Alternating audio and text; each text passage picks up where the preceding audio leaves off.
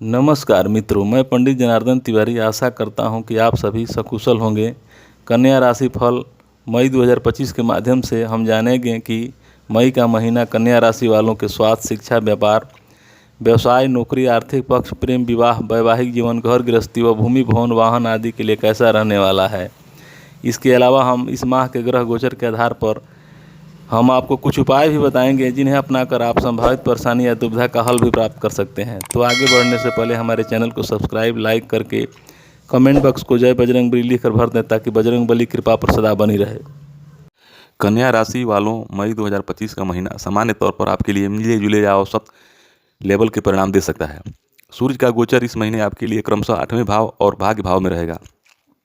सामान्य तौर पर ये दोनों ही गोचर अनुकूल नहीं कहे जाएंगे। मंगल का गोचर लाभ भाव में होने के कारण बहुत अच्छा कहा जाएगा, लेकिन नीच का होने के कारण अच्छाइयों के ग्राफ में कुछ कमी देखने को मिल सकती है। फिर भी हम मंगल ग्रह से एवरेज से बेहतर परिणाम की उम्मीद रख सकते हैं। बुध ग्रह का गोचर इस महीने 2 बार अपनी स्थिति बदलने वाला है, अतः बुध ग्रह से औसत या औसत से थोड़े कमजोर परिणाम की उम्मीद रखनी चाहिए। बृहस्पति ग्रह महीने के पहले हिस्से में अनुकूल तो वहीं दूसरे हिस्से में थोड़े से कमजोर परिणाम दे सकता है। अतः शुक्र ग्रह का गोचर इस महीने औसत लेवल के परिणाम दे सकता है, जबकि शनि ग्रह का गोचर कुछ हद तक कमजोर परिणाम देता हुआ प्रतीत हो रहा है। राहु केतु के गोचर महीने के पहले हिस्से में कमजोर तो वहीं महीने के दूसरे हिस्से में औसत लेवल के परिणाम दे सकते हैं। इस तरह से हम कह सकते हैं कि मई 2025 का महीना आपके लिए मिले जुले परिणाम दे सकता है और ये परिणाम औसत लेवल के रह सकते हैं। आपके करियर स्थान का स्वामी इस महीने की शुरुआत से लेकर 7 मई तक सप्तम भाव में रहेगा। बुध ग्रह का सप्तम भाव में गोचर अच्छा नहीं माना जाता है, ऊपर से बुध नीच का रहेगा। इसलिए मई महीने के पहले सप्ताह में कार्य क्षेत्र से जुड़े मामलों में बहुत सावधानी पूर्वक निर्णय लेने की जरूरत रहेगी। 7 मई से 23 मई तक बुध ग्रह का गोचर आपके अष्टम भाव में रहेगा। ऐसे में बुध आपको मिले जुले या एवरेज लेवल के परिणाम दे सकता है। 23 मई के बाद भी बुध ग्रह की स्थिति एवरेज से थोड़ी कमजोर रहेगी। इन सभी कारणों से इस महीने आपको अपने कार्य क्षेत्र के मामले में किसी भी प्रकार का रिस्क बिल्कुल नहीं लेना है। खासकर व्यापार व्यवसाय से जुड़े हुए लोगों को इस महीने किसी भी तरीके का भारी जोखिम उठाना ठीक नहीं रहेगा। यथासंभव पारंपरिक व्यापारिक यात्राओं से बचना भी समझदारी का काम होगा, क्योंकि यात्राएं कठिनाई भरी और कम उपलब्धियां देने वाली रह सकती है। नौकरी के दृष्टिकोण से भी महीना कुछ हद तक कठिनाई भरा रह सकता है। आपके द्वारा किए गए कार्य वरिष्ठों की कसौटियों पर खरे उतरने में कुछ पीछे रह सकते हैं।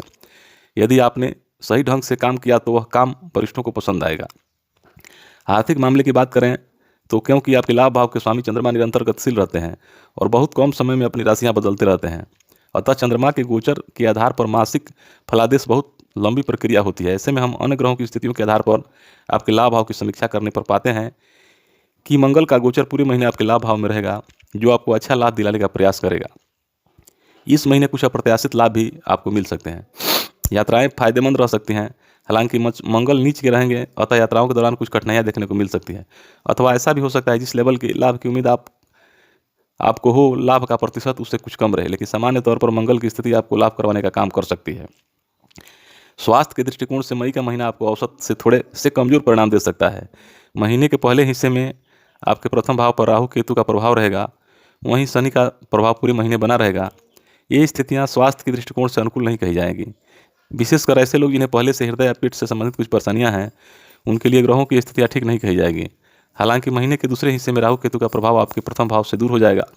साथ ही साथ राहु आपके लिए फेवर भी करना चाहेंगे। वहीं बृहस्पति का गोचर महीने के पहले हिस्से में अनुकूल रहेगा, जबकि दूसरे हिस्से में गुरु औसत दर्जे के परिणाम दे सकते हैं। मई महीने के लिए यदि आपके प्रेम संबंध की बात की जाए तो इस महीने आपके पंचम भाव के स्वामी शनि ग्रह मीन राशि में रहते हुए अपने ही नक्षत्र और अपने ही उपनक्षत्र के साथ बुध ग्रह के उपनक्षत्र में भी गोचर करेंगे।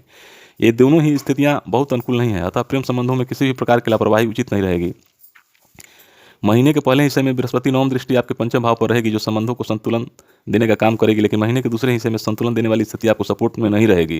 कहने का तात्पर्य यह है कि प्रेम संबंध के लिए मई का महीना मिले जुले परिणाम दे सकता है, जिसमें से महीने का पहला हिस्सा अनुकूल परिणाम दे सकता है, दूसरे हिस्से में कुछ परेशानियां देखने को मिल सकती है। विवाह से संबंधित बातों को आगे बढ़ाने के लिए भी महीने का पहला हिस्सा ज़्यादा अच्छा कहा जाएगा। वहीं वैवाहिक जीवन अर्थात दाम्पत्य सुख से संबंधित मामलों की बात करें तो इस मामले में आपको मिले जुले परिणाम मिल सकते हैं। पारिवारिक मामले में मई के महीने में सामान्य तौर पर आपको औसत लेवल के परिणाम मिल सकते हैं। दूसरे भाव का स्वामी शुक्र ग्रह इस महीने उच्च अवस्था में रहेगा, लेकिन सप्तम भाव में रहेगा। सप्तम भाव में शुक्र के गोचर को अच्छा नहीं माना जाता है। ऊपर से शुक्र पर शनि ग्रह का प्रभाव पूरे महीने रहेगा, जो संबंधों में कुछ हद तक निरस्ता देने का काम कर सकता है। ऊपर से मंगल की दृष्टि भी दूसरे भाव पर रहेगी, अतः कुछ परिजनों के बीच आर्गुमेंट्स इत्यादि देखने को मिल सकते हैं। हालांकि मामला इतना बड़ा नहीं होगा जितना पकड़ा जा सकता है। यदि आप समझदारी से काम कर लेंगे तो महीने के दूसरे हिस्से में आप पारिवारिक संबंधों का अच्छा आनंद ले सकेंगे। छोटी छोटी बातों पर नाराजगी से बचने की कोशिश करने की स्थिति में पहले हिस्से में संतुलन बना रहेगा, लेकिन ग्रह गोचर का इशारा महीने के दूसरे हिस्से में बेहतर परिणाम देने का प्रतीत हो रहा है।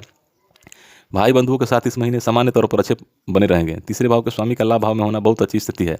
बस मंगल नीच का रहेगा, अतः परिणाम पूरी तरह से अनुकूल नहीं रहेंगे, लेकिन काफ़ी हद तक भाई बंधुओं के साथ आपकी अच्छी बनती रहेगी। अब उपाय की बात कर लेते हैं तो बंदरों को गुड़ खिलाएं, नियमित रूप से गणपति अथर्वशीष का पाठ करें, काली गाय की सेवा करें। मुझे उम्मीद है कि आपको यह वीडियो पसंद आया होगा। अगर आपके कोई प्रश्न या सुझाव हैं तो कृपया उन्हें कमेंट बॉक्स में बताएं। अगर आप मेरे चैनल पर नए हैं तो कृपया सब्सक्राइब करें और बेल आइकन को दबाएं ताकि आपको मेरे नए वीडियो के बारे में पता चल सके। आपकी प्रतिक्रिया के लिए धन्यवाद।